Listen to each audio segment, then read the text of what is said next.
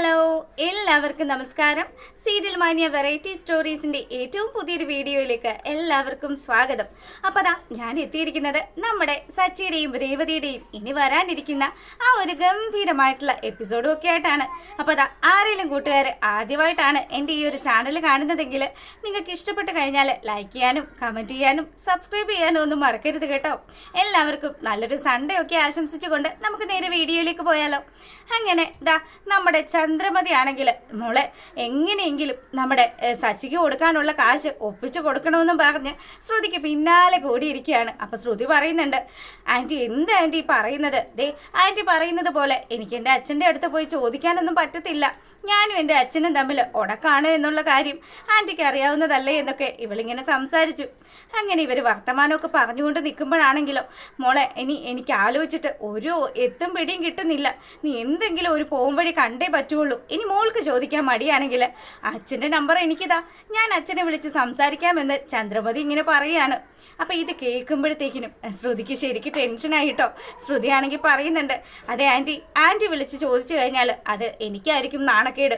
അതുകൊണ്ട് വേണ്ട, ഞാൻ തന്നെ ചോദിച്ച് എന്താ വേണ്ടതെന്ന് വെച്ചാൽ ചെയ്തോളാന്ന് പറഞ്ഞു. അങ്ങനെ ഇവിടെ ഈ കാര്യങ്ങളൊക്കെ നടക്കുമ്പോഴാണെങ്കിലോ നമ്മുടെ സച്ചിയും അതുപോലെ തന്നെ രേവതിയും കൂടെ നിന്ന് സംസാരിക്കുകയാണ്. അപ്പം അവർ പറഞ്ഞു, ഈ കുറഞ്ഞ സമയത്തിനുള്ളിൽ അമ്മ എവിടെ നിന്ന് കാശെടുത്ത് തരാമെന്നാണ് ഈ പറഞ്ഞിരിക്കുന്നത്. എനിക്കാണെങ്കിൽ എന്തൊക്കെയോ ഒരു സംശയം തോന്നുന്നു എന്നും പറഞ്ഞ് സച്ചിയാണെങ്കിലോ നമ്മുടെ ചന്ദ്രമതിയുടെ കാര്യങ്ങളൊക്കെ ഇങ്ങനെ രേവതിയുടെ അടുത്ത് പറയുകയാണ്. എനിക്കും അത് തന്നെ ഇല്ലാതില്ല. പക്ഷേ എനിക്ക് തോന്നുന്നത് മിക്കവാറും ശ്രുതിയുടെ അച്ഛനെയോ അല്ലെങ്കിൽ അമ്മാവനെയോ ചാക്കിടാൻ സാധ്യതയുണ്ട്. അതുകൊണ്ട് തന്നെ അവരെന്തെങ്കിലും പൈസ കൊടുത്ത് ആ പൈസ കൊണ്ടുവന്നിട്ട് നമ്മുടെ കയ്യിൽ തരാനായിരിക്കും അമ്മയുടെ പദ്ധതി. ഇതൊക്കെ മറഞ്ഞു നിന്ന് കേൾക്കുകയാണ് നമ്മുടെ ചന്ദ്രമതി. അപ്പൊ ചന്ദ്രയ്ക്ക് മനസ്സിലായി, ഇവനെ ഇളക്കി വിടുന്നതും ഇവന് സത്യങ്ങളൊക്കെ പറഞ്ഞു കൊടുക്കുന്നതും ഈ രേവതി തന്നെയാണ്. എന്തായാലും ഈ കുരുപ്പിനെ ഇങ്ങനെ വിട്ടാൽ പറ്റത്തില്ലല്ലോ. അങ്ങനെ നമ്മുടെ രേവതിയും സച്ചിയും കൂടെ സംസാരിച്ച കാര്യങ്ങളൊക്കെ ഇങ്ങനെ മനസ്സിലിട്ട് ആലോചിച്ച് എന്ത് ചെയ്യണം, എങ്ങനെയാണ് കാര്യങ്ങളൊക്കെ മുന്നോട്ട് കൊണ്ടുപോകുക എന്നൊക്കെ ആലോചിച്ച് ടെൻഷൻ അടിച്ചിരിക്കുകയാണ് ചന്ദ്രമതി. ഇവിടെ ഈ കാര്യങ്ങളൊക്കെ നടക്കുമ്പോഴാണെങ്കിലും ശ്രുതിയാണെങ്കിൽ, ദൈവമേ, അമ്മയാണെങ്കിൽ ഇനി എൻ്റെ അച്ഛനെ വിളിച്ച് സംസാരിക്കണമെന്നൊക്കെയാണ് പറയുന്നത്. അങ്ങനെ മീരയുടെ അടുത്ത് പോയിട്ട്, എടി മീരെ, വീട്ടിൽ വലിയ പ്രശ്നമാടി, ആ കാശിൻ്റെ കാര്യമൊക്കെ പറഞ്ഞ് ചന്ദ്രമതി ഭയങ്കര പൊല്ലാപ്പുണ്ടാക്കുകയാണ്. എന്തെങ്കിലും ഒരു സൊല്യൂഷൻ നീ ഒന്ന് പറഞ്ഞു താന്ന് പറഞ്ഞു. എടി പൊട്ടി, നിന്നോട് ഞാൻ ആദ്യമേ തന്നെ പറഞ്ഞതല്ലേ, കല്യാണം കഴിക്കുന്നതിന് മുന്നേ തന്നെ സുധിയുടെ അടുത്ത് നീ സകല സത്യങ്ങളും ഒക്കെ വിളിച്ചു പറഞ്ഞിരുന്നെങ്കിൽ നിനക്കിപ്പോൾ ടെൻഷൻ അടിക്കണ്ടായിരുന്നല്ലോ. നീ അതൊന്നും അല്ല ചെയ്തത്. നിനക്ക് അന്നേരം എങ്ങനെയെങ്കിലും ഈ ഒരു വിവാഹം നടന്നാൽ മതിയെന്ന് മാത്രമായിരുന്നു. ഇപ്പതാ നിന്റെ അമ്മായിയമ്മ നിന്നെ പിന്തുടരാതെ അവര് നിന്റെ നീക്കങ്ങൾ നിരീക്ഷിച്ച് നിന്റെ കൂടെ തന്നെ കൂടിയിരിക്കുകയല്ലേ. ഇനി എന്ത് പറഞ്ഞിട്ട് ഒരു കാര്യമില്ല. അവര് പറയുന്ന തുക, എടി അവര് 17 ലക്ഷം രൂപയാ പറയുന്നത്. ഞാനത് എവിടെ നിന്ന് എടുത്ത് കൊടുക്കാനാ?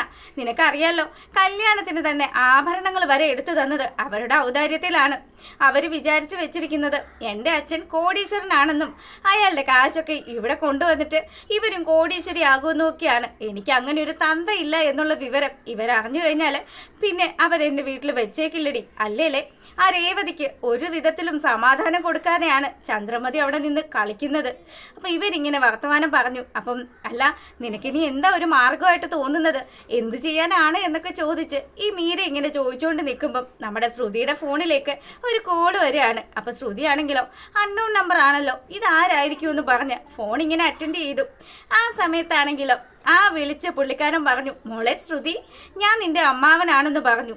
അല്ല, അമ്മാവനോ? ഏതമ്മാവൻ? നിങ്ങൾ ആരാണെന്ന് ശ്രുതി അയാളോട് തിരിച്ചു ചോദിച്ചപ്പം, ഓ ശ്രുതി അല്ലല്ലോ, നീ എൻ്റെ കല്യാണി അല്ലേ എന്നും പറഞ്ഞ്, കല്യാണി മോളെ, നിന്റെ മലേഷ്യയിലുള്ള അമ്മാവനാടി ഞാനെന്നും പറഞ്ഞതും ശ്രുതിക്ക് ആളെ പിടികിട്ടി. ഈശ്വര, ഇവൻ രക്ഷപ്പെട്ടോ? അല്ല, താൻ കോമ സ്റ്റേജിൽ കിടന്നിട്ട് താൻ എപ്പോഴാണോ രക്ഷപ്പെട്ടതെന്ന് ശ്രുതി ആ പിയുടെ അടുത്ത് ചോദിക്കുകയാണ്. അപ്പോഴാണ് മീരയ്ക്ക് കാര്യം പിടികിട്ടിയത്. വിളിച്ചത് പിയെ ആണെന്നും കാശ് ചോദിച്ച് ഭീഷണിപ്പെടുത്താൻ വേണ്ടിയിട്ടുള്ള വിളിയാണ് എന്നുള്ള കാര്യവും ഇവക്ക് മനസ്സിലായതും നമ്മുടെ മീര പറഞ്ഞു, ആ ഫോണിങ് തന്നെ ഞാൻ അവൻ്റെ അടുത്ത് രണ്ടെണ്ണം പറയട്ടെ എന്ന് ചോദിച്ചു. എടാ, നിനക്ക് കിട്ടിയതൊന്നും പോരാഞ്ഞിട്ടാണോ നീ ഇപ്പോഴും ശ്രുതിയെ വിളിച്ച് ഭീഷണിപ്പെടുത്തുന്നത്? അതെ മോളെ, എനിക്ക് നിന്നോടൊന്നും സംസാരിക്കാനില്ല. എനിക്ക് സംസാരിക്കാനുള്ളത് കല്യാണിയോടാണ്. അവളുടെ കയ്യിൽ ഫോൺ കൊടുക്കെന്ന് പറഞ്ഞു. അങ്ങനെതാ മീര വീണ്ടും നമ്മുടെ ശ്രുതിയുടെ കയ്യിൽ ഫോൺ കൊടുത്തു. തനിക്ക് എന്താ വേണ്ടത്? താൻ എന്നെ ഉപദ്രവിക്കരുത് എന്നും പറഞ്ഞ് ശ്രുതിയാണെങ്കിലോ അയാളുടെ കാല് പിടിക്കുന്ന അവസ്ഥയിലായി. അതെ, ഞാൻ ആശുപത്രിയിലായതും എൻ്റെ ഭാര്യ പിണങ്ങി പോകാനും ഒക്കെ കാരണക്കാരി ആരാണ്? നീ തന്നെയാണ്. അതുകൊണ്ട് ഇതിനൊക്കെ ഒരു പ്രായശ്ചിത്തം ചെയ്യണ്ടേ? മോളൊരു കാര്യം ചെയ്, എല്ലാ മാസവും 1-ാം തീയതി ഒരു 50,000 രൂപ വെച്ച് എൻ്റെ അക്കൗണ്ടിലേക്ക് ഇട്ടു തരാൻ പറഞ്ഞു. ഈ കാശിൻ്റെ കാര്യമൊക്കെ പറഞ്ഞപ്പം ആകെ മൊത്തം കിളിപോയി നിൽക്കുകയാണല്ലോ നമ്മുടെ ശ്രുതിക്ക് ശരിക്കും അങ്ങ് ടെൻഷനായിട്ടോ. ശ്രുതി പറയുന്നുണ്ട്, അതെ ഞാനിപ്പോൾ ഭയങ്കര ടൈറ്റിലാണ്. ഇവിടെ പാർലർ തുടങ്ങിയിട്ട് അതിൻ്റെ കാര്യങ്ങളൊക്കെ ആയിട്ട് ബന്ധപ്പെട്ടിട്ട് ഞാൻ ഭയങ്കര ഓട്ടത്തിലുമാണ്. ഇതിനിടയ്ക്ക് നിങ്ങൾ എന്നെ ഉപദ്രവിക്കരുത്. നിങ്ങൾക്ക് ഞാൻ എപ്പോഴെങ്കിലും കുറച്ച് പൈസ തന്നോളാന്നൊക്കെ ഇവള് പറയുകയാണ്. പറഞ്ഞ പറ്റില്ല മോളെ, ഞാൻ അത്ര കണ്ട് വലിയ ഒരു അവസ്ഥയിലൂടെ കടന്നു പോവാണ്. ഇവിടെ ആശുപത്രിയിൽ ബില്ല് കെട്ടാൻ കൂടെ എൻ്റെ അടുത്ത് പൈസ ഇല്ലാണ്ടിരിക്കുക. അതുകൊണ്ട് മോളൊരു കാര്യം ചെയ്, നീ എന്തെങ്കിലും ചെയ്തിട്ട് ഒരു 50,000 രൂപ ഇന്ന് തന്നെ എൻ്റെ അക്കൗണ്ടിലേക്ക് ഇടാൻ പറഞ്ഞു. അങ്ങനെ അയാൾ ഫോൺ വെച്ചു. പിന്നീടാണെങ്കിലോ നമ്മുടെ ശ്രുതി നിന്ന് മൊത്തത്തിൽ പെട്ട അവസ്ഥയിലാണ്.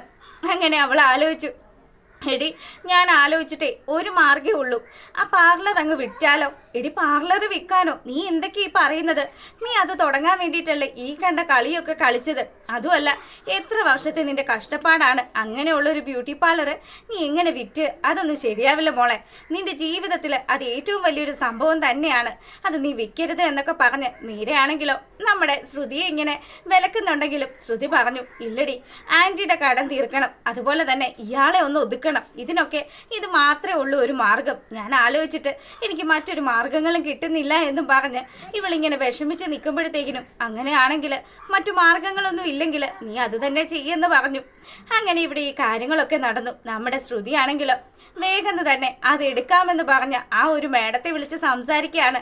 അല്ല ശ്രുതി ഇപ്പൊ ഈ പാർലർ വിൽക്കുന്നില്ലെന്നാണല്ലോ പറഞ്ഞത്, പിന്നെ എന്ത് പറ്റിയെന്ന് ചോദിക്കുമ്പോൾ, മേഡം എനിക്ക് സാമ്പത്തികമായിട്ട് കുറച്ച് ആവശ്യങ്ങളൊക്കെ ഉണ്ട്, അതുകൊണ്ട് മാത്രമാണ്. പിന്നെ മേഡം എന്നോടൊരു കാര്യം പറഞ്ഞല്ലോ, അത് വിറ്റ് കഴിഞ്ഞാലും ഞാൻ ആ സ്ഥാപനത്തിൽ ജോലി ചെയ്യണമെന്ന്. അതുകൊണ്ട് അത് മേഡം സമ്മതിച്ചു തരുമോ എന്ന് ചോദിക്കുമ്പോൾ അതിന് 100 വട്ടം സമ്മതമാണ്. ശ്രുതിയെ പോലെ ഇത്ര കഴിവും ടാലൻറ്റും ഒക്കെ ഉള്ള ഒരാളെ എൻ്റെ സ്ഥാപനത്തിൽ വെക്കുക എന്ന് പറഞ്ഞാൽ അതെനിക്ക് നല്ലൊരു കാര്യം തന്നെയല്ലേ? അതുകൊണ്ട് അത് മാത്രമല്ല, ഞാൻ പറഞ്ഞതുപോലെ തന്നെ എൻ്റെ വരുമാനത്തിൻ്റെ ഇത്ര % അത് നിനക്ക് തരാമെന്നും പറഞ്ഞു. അങ്ങനെ ശ്രുതി മൊത്തത്തിൽ ഹാപ്പിയായി. അപ്പോൾ ചന്ദ്രമതി ഇനി ആശ്വസിപ്പിക്കാമല്ലോ എന്ന് വിചാരിച്ച് ശ്രുതിയാണെങ്കിൽ ഈ മേഡത്തിൻ്റെ അടുത്ത് നിന്നും ചെക്കും ഒക്കെ വാങ്ങിച്ചിട്ട് ആ പാർലറിൻ്റെ ഡോക്യുമെൻറ്റ്സും കാര്യങ്ങളും ഒക്കെ മേഡത്തെ ഏൽപ്പിക്കുകയും ചെയ്തു. അങ്ങനെ തിരികെ വീട്ടിലെത്തുമ്പോഴാണെങ്കിൽ ചന്ദ്രമതി തലക്ക് കൈകൊടുത്ത് ഇങ്ങനെ ഇരിക്കുകയാണ്. അപ്പം അതിനു മുന്നേ നമ്മുടെ ശ്രുതി ഒന്ന് എറിഞ്ഞു നോക്കി, ആൻറ്റി പൈസയുടെ കാര്യം എന്തായി?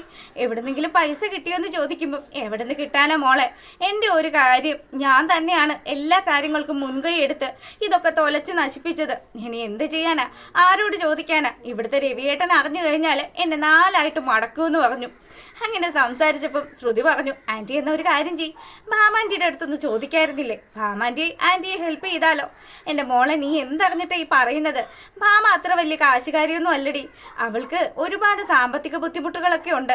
അതും പോരാഞ്ഞിട്ട് അവളുടെ മകനും ഒന്നും അവളെ തിരിഞ്ഞു പോലും നോക്കുന്നില്ല. അങ്ങനെയുള്ളിടത്ത് ഞാൻ എങ്ങനെയാ കാശ് ചോദിക്കുന്നത്? അങ്ങനെ ഇവർ അങ്ങോട്ടും ഇങ്ങോട്ടും ഒക്കെ സംസാരിച്ചപ്പം ആൻറ്റി എന്തായാലും വിഷമിക്കൊന്നും വേണ്ട. ആൻറ്റി പറഞ്ഞതുപോലെ തന്നെ ഞാൻ അവസാനം മുട്ടുമടക്കി എൻ്റെ അച്ഛൻ്റെ മുന്നിൽ ഒരിക്കലും തല താഴ്ത്തരുത് എന്ന് വിചാരിച്ചവളാണ് ഞാൻ. പക്ഷേ എനിക്ക് ഇന്ന് ആൻറ്റിക്ക് വേണ്ടിയിട്ട് അത് ചെയ്യേണ്ടി വന്നു എന്നൊക്കെ പറഞ്ഞ് ഭയങ്കര ഡയലോഗൊക്കെ അടിച്ചിട്ട് നമ്മുടെ ശ്രുതിയാണെങ്കിലും ആ കാശ് കിട്ടിയ വിവരങ്ങൾ ചന്ദ്രയോട് പറയാണ്. അപ്പോൾ ചന്ദ്ര പറഞ്ഞു, എൻ്റെ മോളെ നീ ആ പൈസ ഒപ്പിച്ചോ? അമ്മയ്ക്ക് സമാധാനമായി മോളെ. ദേ എത്ര ലക്ഷമുണ്ട്? 17 ലക്ഷം രൂപയുണ്ടോ എന്ന് ചോദിക്കുമ്പം 17 ലക്ഷമൊന്നും ഇല്ല, ആകെ മൊത്തം ഒരു 10 ലക്ഷം ഉണ്ട്. അത് പോരെന്ന് ചോദിക്കുമ്പം, അയ്യോ മോളെ 10 ലക്ഷമോ? ആ അത് പോരെ ആൻറ്റി, ഞാൻ ആൻറ്റിയോട് 10 ലക്ഷം രൂപയല്ലേ വാങ്ങിയിട്ടുള്ളൂ. മോളെ നീ 10 ലക്ഷം എന്നോട് വാങ്ങിച്ചിട്ടുള്ളൂ, പക്ഷേ നിങ്ങളുടെ വിവാഹത്തിൻ്റെ ചെലവുകളൊക്കെ നടത്താൻ വേണ്ടിയിട്ട് ഞാനൊരു 7 ലക്ഷം കൂടി എടുത്തില്ലേ? അങ്ങനെ മൊത്തം 17 ലക്ഷം രൂപ കൊടുത്തെങ്കിലല്ലേ ആധാരം കിട്ടുകയുള്ളൂ. എൻ്റെ ആൻറ്റി, അതൊക്കെ ഞാനിപ്പോൾ തരണമെന്ന് വിചാരിച്ചാൽ ഇത് തന്നെ ഞാൻ അച്ഛനോട് ചോദിച്ച് വാങ്ങിച്ചതാണ്. എന്തായാലും ഇനി എനിക്ക് നാണം കെടാനൊന്നും പറ്റില്ല ആൻറ്റിക്ക് വേണ്ടി. അതും ഈ ഒരേ ഒരു പ്രാവശ്യം മാത്രമേ ഞാൻ ഇങ്ങനെയൊക്കെ ചിന്തിക്കുകയുള്ളൂ എന്നും പറഞ്ഞു. അങ്ങനെയൊക്കെ പറഞ്ഞ് ധർമ്മസങ്കടത്തിലായി നമ്മുടെ ചന്ദ്രമതി. 10എങ്കിൽ 10, ബാക്കി ഇനി എവിടെ പോയി ചെന്ന് ഉണ്ടാക്കാനാണ് എന്നൊക്കെ ആലോചിച്ച് മണ്ടറടിച്ച് നിൽക്കുന്ന നമ്മുടെ ചന്ദ്രമതിയെ കാണിച്ചുകൊണ്ടാണ് ആ ഒരു എപ്പിസോഡ് വൈൻഡപ്പ് ആകുന്നത്. അപ്പോൾ നിങ്ങൾക്ക് ഇഷ്ടപ്പെട്ട് കഴിഞ്ഞാൽ ലൈക്ക് ചെയ്യാനും കമൻറ്റ് ചെയ്യാനും സബ്സ്ക്രൈബ് ചെയ്യാനും ഒന്നും മറക്കരുത് കേട്ടോ. എല്ലാവർക്കും നല്ലൊരു സൺഡേ ഒക്കെ ആശംസിക്കുകയാണ്. അപ്പോൾ ഓക്കെ.